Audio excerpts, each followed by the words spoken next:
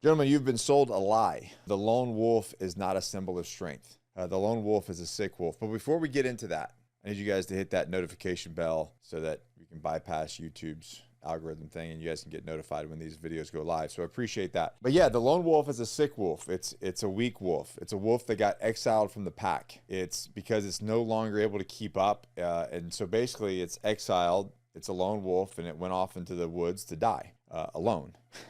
That's the actual origin story of this thing that we call lone wolf.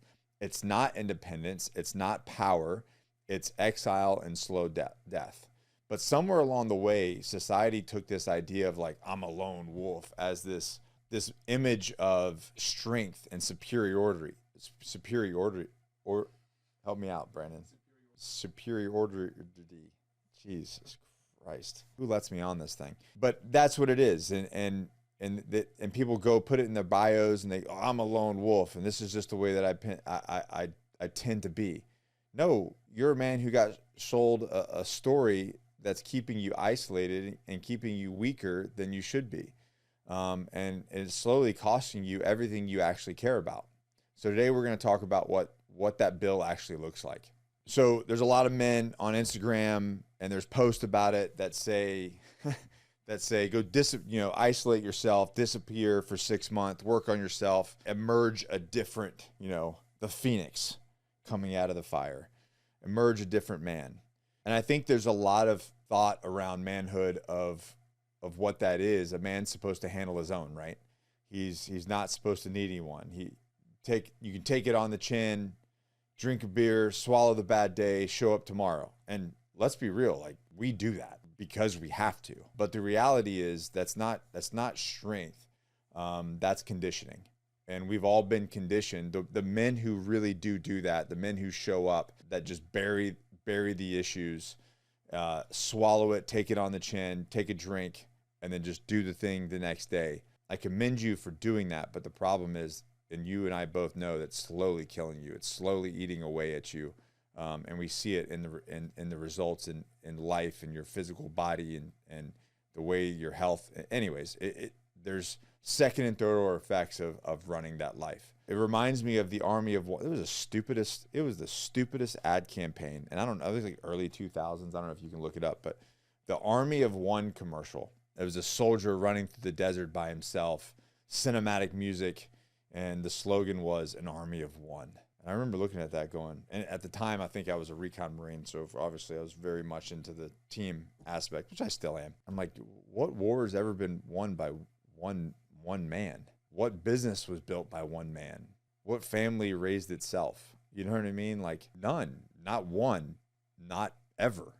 So when I look at this stuff, this whole disappear for 6 months, cut everyone off, work on myself in silence, emerge different man, like I've been waiting for years for someone to show me that when that actually worked. Isolation with a group of men and working on yourself, yeah, that's solid.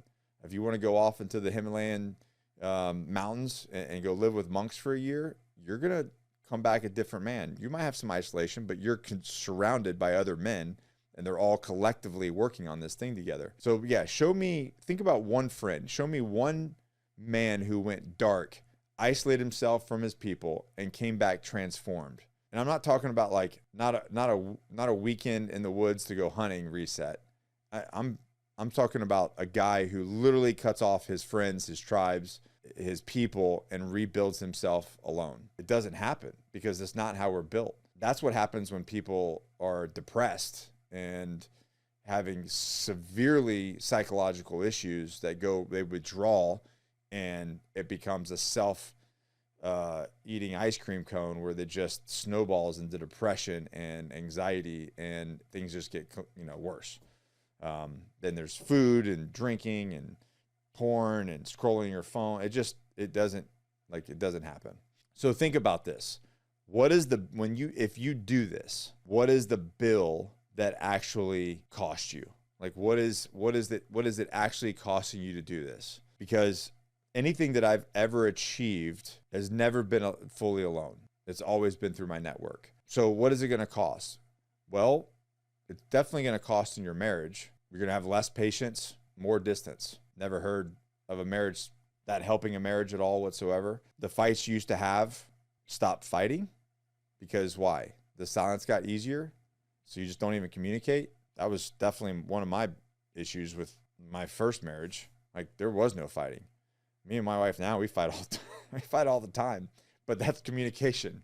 There's disagreements and we always work it out. And then your wife stops asking you what's wrong and you stop giving her a real answer. And then basically the comments that we get, that we hear is like, I'm not married to the man that I was at one point. Like, he's a different man. You're like a shadow of who you were before. I've gotten that comment a lot from wives. Definitely is going to cost your relationship with your kids. So you're there, but you're not actually there. You're checked out, phones in hand, half listening. And the problem is they see all of this. They're watching you. And what's even worse is they are learning from that example. That is a core example that are learning that this is what a man does and it's acceptable. So if you have a son or a daughter that's watching this happen, they just start learning like, oh, when I become an adult as a woman, this is what my husband will do. It's normal. And if I'm a son, this is what a father and a husband does. This is how we show up. And then we just deal with it. That's definitely not the case. And man, why would you want to set your kids up for failure that much? Like, our job is to show our daughters what a husband and a father is like, show it, and then show our sons what a man is supposed to be and how he shows up. And what's they're learning is that a man handles everything alone, doesn't say anything, buries it all down deep. And that's not the inheritance that I want to leave my kids, and nor should you. It definitely is going to cost your body. It's going to sacrifice your body. Your energy is going to be gone. There's going to be no way to refill your cup. Your sleep will eventually get wrecked. And typically we see guys start gaining weight. So your gut's going to get bigger too. And you just bury it down. And why? Because you end up self-medicating with whatever the tool is going to be, whether it's drugs, alcohol, distractions, whatever. But it's definitely not going to be on point with your diet and supplements and TRT regime and everything else. It's going to go the opposite direction eventually. So that's good. That's going to be your life. And then isolation definitely has a hormonal signature. Your cortisol is going to go up. Your testosterone is going to start going down. Your recovery is going to be shot because of all the other stuff you're doing, fitness, nutrition, sleep, etc. Then it's going to show up in your blood work, and you're going to blame age, and you're going to blame all this other stuff when it's your lifestyle and the choices that you made. And then it's going to cost your business and career, because what happens internally to you, how you show up as a man, and I'm imagine I'm going to get a lot of hate for this, is going to it's going to roll over into your business. You'll make slower decisions. Your confidence won't be as high. Your instincts won't be as sharp, because you have no counsel. Like, if I have an issue with my business, I've got a Rolodex of people that I can talk to help me solve problems and to take counsel. And that's how things used to be. We're used to have men around us who pushed us and challenged our thinking. And now you have an army of one to just basically sit with your thoughts alone. So again, shorter fuse, all the problems that you have no one to actually help solve. And there's just a lot of stress. And now you're carrying the load of everything yourself while you're trying to work on yourself and solve problems alone. And then it's going to pour into your faith too. You're going to be like trying to have this sense of, am I doing the right thing? And you're going to have a lot of questions and a lot of doubt, and you have nobody to break bread with and to confide in and to get another opinion. The negative voices in your head are going to snowball, and they're going to get bigger, and they're going to get bigger, and they're going to get louder. Yeah, man, it's a dark thing. The lone wolf. What a fucking joke. But the reality is, men are paying this bill every single day. You don't see the bill come due, or you don't see the total due until it's typically too late. It all comes at once, and you're like, well, how did this happen? The reality is, you were not built to operate alone.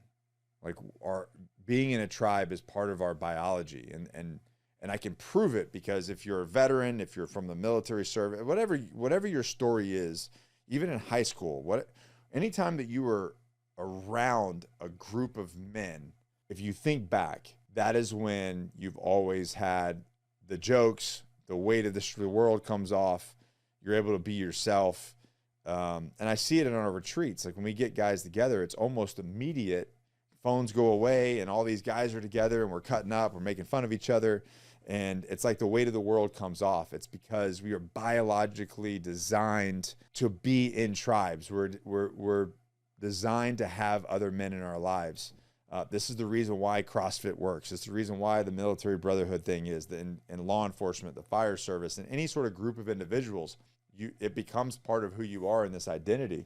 It's because men hunted in groups. We fought in groups.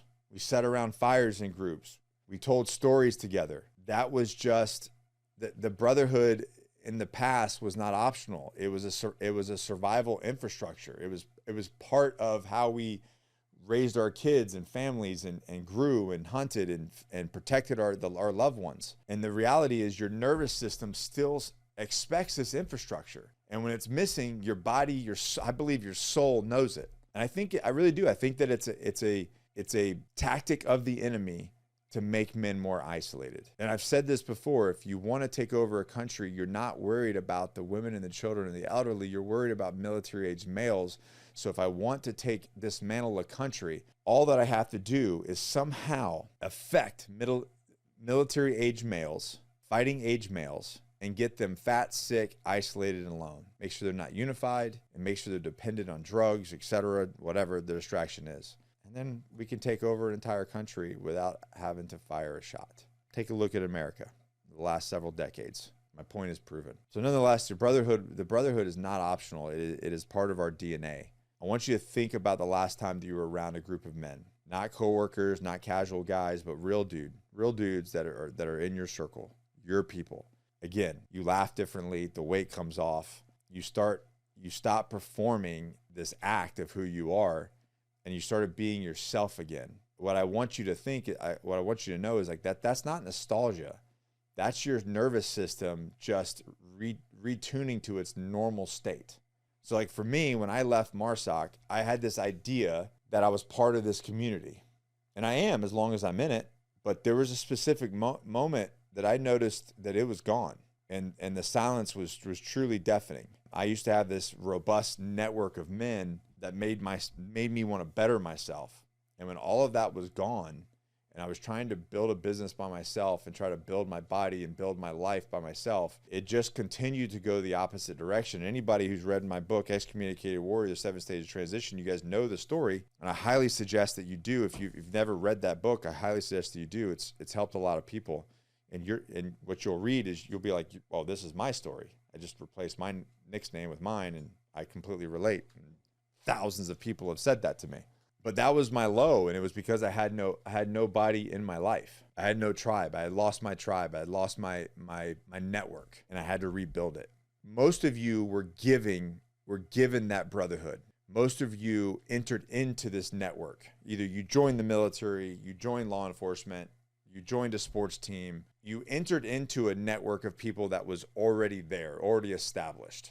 You've never had to really build it yourself. You never had to create this network and brotherhood yourself. And so you assume it will rebuild itself somewhere else, but it doesn't. It's not an automatic thing. And you're busy with life and work, and so it doesn't become a priority. But the reality is no one told you that it requires active construction. So the next brotherhood is not going to show up automatically. You have to build it, and you have to build it on purpose and with intention. And you guys have heard this before, like you are the sum of the closest 4 or 5 people that you surround yourself with.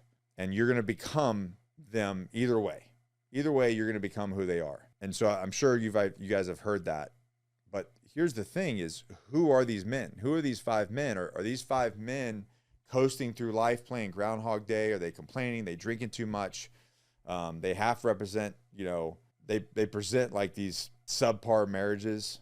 You're stuck in the same conversations that you were having 10 years ago. You're always talking about back then, like how good you were in the military, how good you were in law enforcement, how good you were back on, when you were the high school quarterback and you're 45. The conversations that I have with my circle is rarely ever about the past. It's what are we doing now? How are we moving the needle?